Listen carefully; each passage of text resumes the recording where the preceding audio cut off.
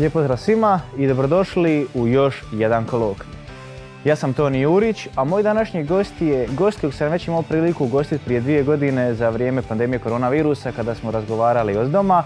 Već se tad bavio znanstvenim radovima i taman objavio jednoga, a sad idemo malo se catch-upati s njime što se događa u njegovom životu ili objavio još koji znanstveni rad. I je li diplomirao? S menom je Melko Dragojević. Melko, dobar ti dan. Dobar dan. Kad smo razgovarali, tad si bio još student odjela za ekonomiju i poslovnu ekonomiju smjera IT management. Sada si magistar toga. Jesi preživio studiranje? Jesam. Evo, potvrđujem da jesam. Ok, idemo se uhvatiti prvo sada malo onoga što smo već pričali s tebom, to je znači znanstveni rad Public Procurement and Supplier Job Creation Insight from Auction. Tu si tada to prije par godina sa profesorom doktorom znanosti Stjepanom Srhojem objavio. Samo malo da se prisjetimo o čemu je to riječ. Vi ste tu bili, pratili javnu nabavu.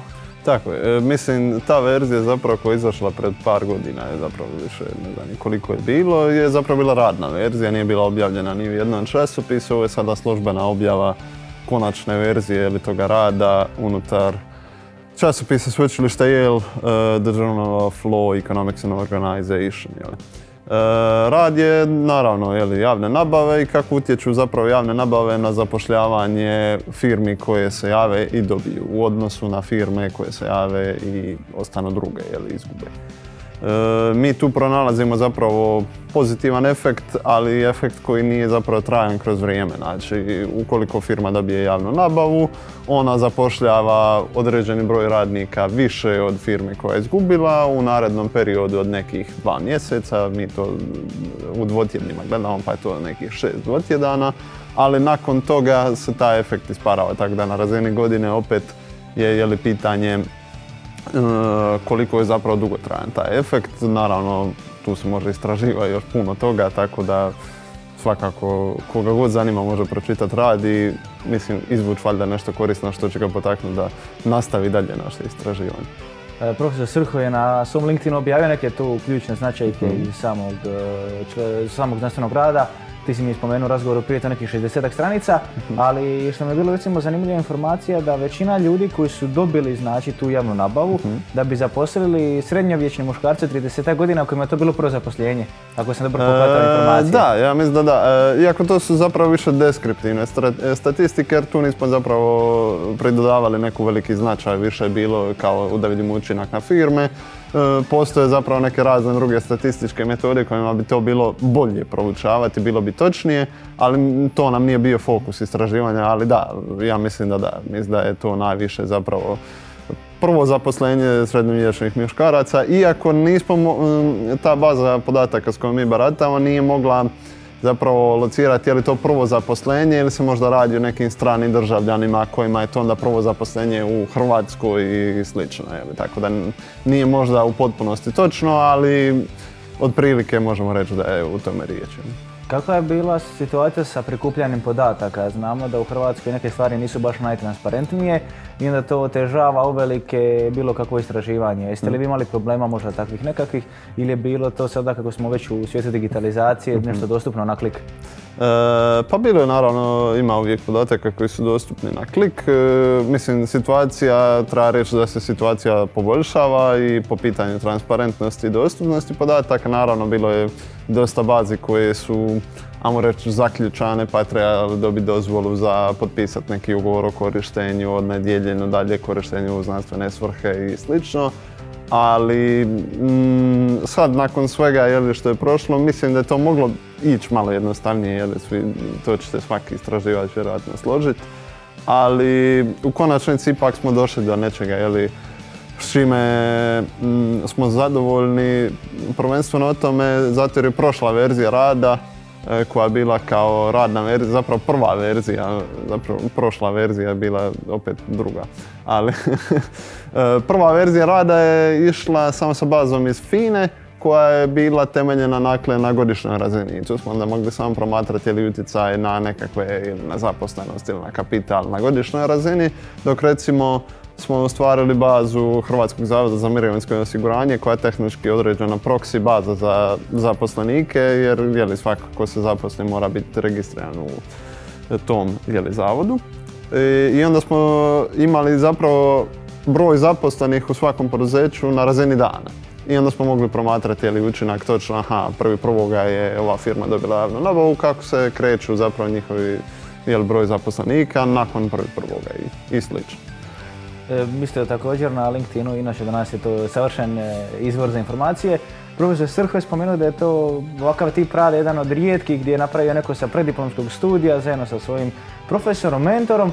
Pa koja je tvoja bila uloga? To je znači već neko vrijeme trajalo, vjerujem da si ti od početka, bi će pretpostavljam, prikupljao sam podatke, pa onda tvoj utjecaj na taj rad raste i rasta kroz vrijeme.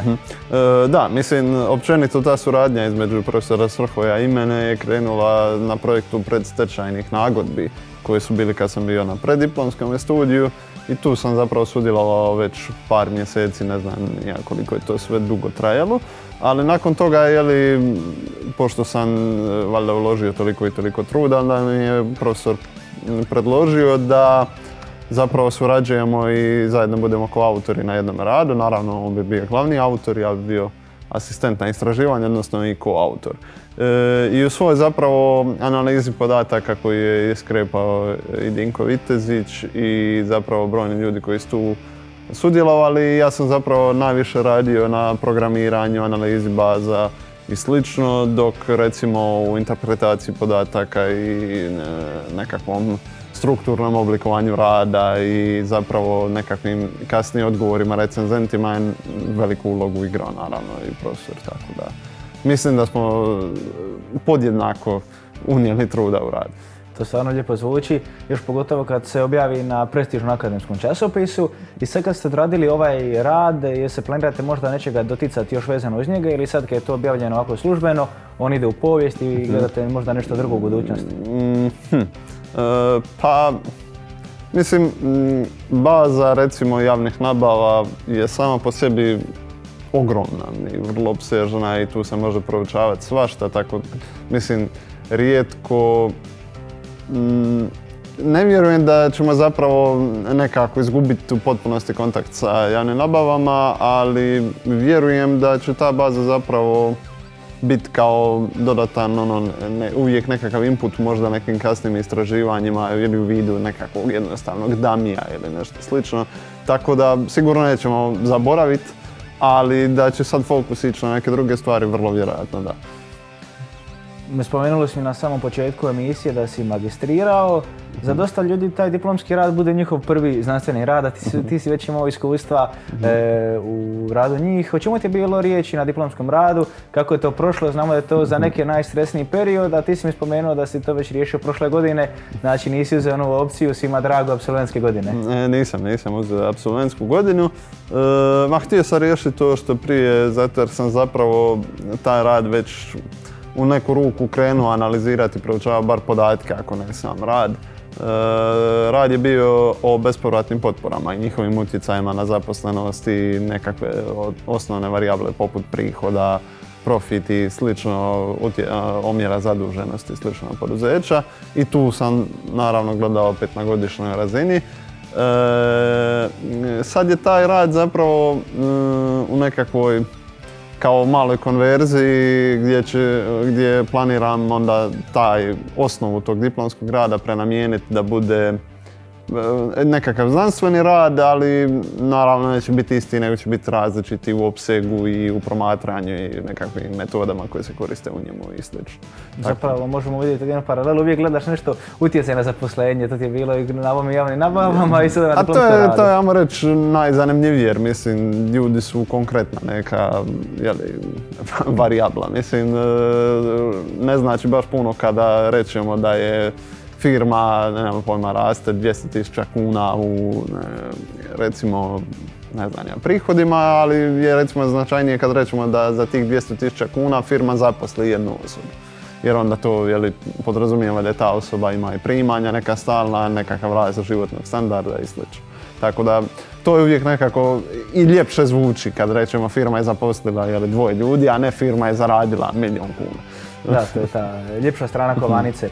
No jedna ljepša strana studiranja koju si ti isto iskusio, taman dok nas nije ovo tu naše druženje od prije 2 godine sada opet ponovno spojilo, bio si na Erasmusu, otišao si u Austriju.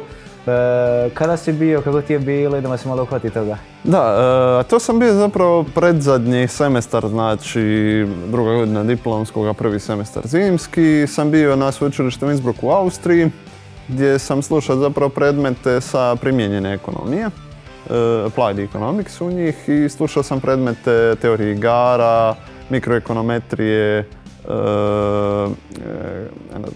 statistike i behavioralne ekonomije, zapravo nekakvih primijenjenih eksperimenata behavioralne ekonomije u svakodnevnom, ajmo reći, okruženju.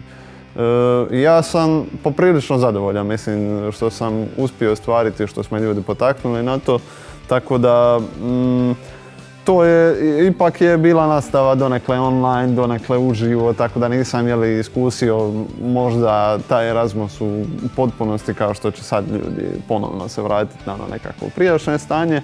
Ali ja sam poprilično zadovoljan, mislim, nekakvim znanjima što sam stekao i mimo faksa, ali i samim zapravo predmetima koje sam slušao gore. Ti kad si otišao, znači bio si cijelo vrijeme u Austriji, iako su bila predavanja, pretpostavljam, hibridno? Da, zapravo bio sam dio u Austriji, bio sam dio, sam se vraćao doma još za zimske praznike kako bi stigao, ali sama ta predavanja su bila zapravo uživo sve do kad je zapravo krenulo opet mjere u Austriji negdje 1.12. ili tako nešto, negdje, zapravo krajem 11. mislim da je bilo 20. i neki 11. Da, znači pa si imao priliku iskoristiti koji mjesec. Da, onda od tad sve je išlo online i zapravo ispiti koje sam polagao su bili online, tako da. I sad kakva je razlika bila, to je zanimljivo čuti, između tipa predavanja i koncepta njihove evaluacije u odnosu ovdje kod nas u Hrvatskoj i Dubrovniku? Pa dobro, koncept evaluacije ispiti su bili, mislim, isti većinom. Statistika, teorije igara su imale zapravo taj jednak koncept ispita kao što ga mi imamo. Mikroekonometrija, zapravo nju ću ostaviti zadnju, ali ova behavioralna ekonomija i njezini eksperimenti, to je većinom bilo kao nekako mi smo morali osmisliti vlastiti eksperiment. Bio je tu neki kratki ispit koji smo imali, ali on je zapravo bio pola ocjene. Pola je bila ta zapravo grupna prezentacija nekakvog eksperimenta, gdje smo onda, mi smo zapravo proučavali kako utjecaj. Neću zapravo govoriti o tome, zbunit ću se, a mislim da ću faliti. Uglavnom zanimljivo je, ali nažalost ne mogu sada točno. Ali mikroekonometrija je zapravo, to je jedan predmet koji mi se dosta svidio i to je vodio profesor Achim Zeilais i on, stvarno ne znam kako se da čovjeku, ali od nas koliko je već polagalo taj predmet, on je izdvojio 3 dana. Gdje 3 dana po svakog učenika ili studenta je sat vremena je posvetio da bi ga usmeno ispitao na način da je svako dobio jedan zadatak svojstven njima i imao je pola sata da ga sam pročita, razradi, vidi pogreške, vidi možda nekakve zaključke i onda bi zapravo prokomentirali taj cijeli zadatak sa profesorom. Ja se točno sjećam da je meni bila usporedba multinomial modela sa zapravo polinomial modelima i kako se onda mijenjaju zaključci ovisno o njima. Tako, to je bilo, znam da je točno to mi je bio najstresniji ispit, možemo to tako reći, ali dobio sam ga 4, ja mislim, tako da sve je u redu završilo. I onda kako je bila situacija sa priznavanjem ispita, s obzirom da si spomenuo da si tamo otišao na malo drugačije, na drugačiji smjer? Mislim, svi su se predmeti priznali jer sam išao na primijenjenu ekonomiju i imam ih svi u diplomu supplementu, ali... Jesi morao on polagati koji ispit više? Nisam morao, svi su zapravo izborni predmeti mi se ovdje priznali jer ovi su ECTS bodovi zamijenili te bodove koje bi ostvario od izbornih predmeta, ali obvezne predmete sam opet morao položiti zato jer nisu se baš podudarali sa kurikulumom ovih predmeta koje sam slušao, tako sam morao položiti, a više se ne sjećam zapravo koji su bili predmeti, tako da. I sada možda najteže pitanje, s obzirom da si magistrirao, da si odradio sve te studentske brige, što dalje? Je li ima posla u IT managementu, iako te pretpostavljam da ćeš više malo gledati u neku istraživačku stranu, s obzirom na ovo što si do sad radio? Pa mislim, kaže se da uvijek ima posla za ljude koji hoću raditi, tako da mislim tražim zapravo i sam neke poslove, sada prijavljujem se na natječaj, idem na razgovore. U stvari, već sam neke poslove i odbio i neke nisam i prihvatio zato jer nisam siguran da je to nešto za mene. Tako da nije možda stvar je li ima posla, nego je li ima posla koji bi htjeli raditi. Tako da, traže nešto što bi mi možda najviše sjelo, malo tako reći.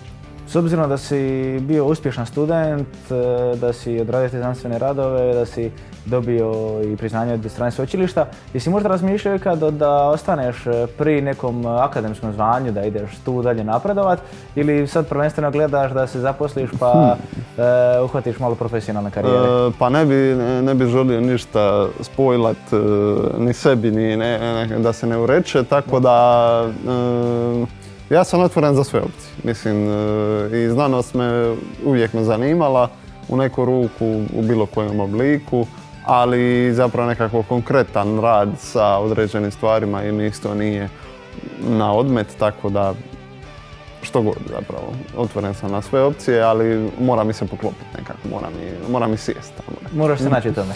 Da, moram se To lijepo zvuči. Melko, hvala ti na razgovoru i onda se nadam da ćemo ti imati u priliku neke buduće generacije ugostiti, možda kad budeš ili jako uspješna na struci ili možda u akademskom zvanju, jer ipak ovdje u Dubrovniku uvijek vrijedi istaknuti sve koji su proizašli sa našeg sveučilišta da su postigli nekakav značajan rezultat.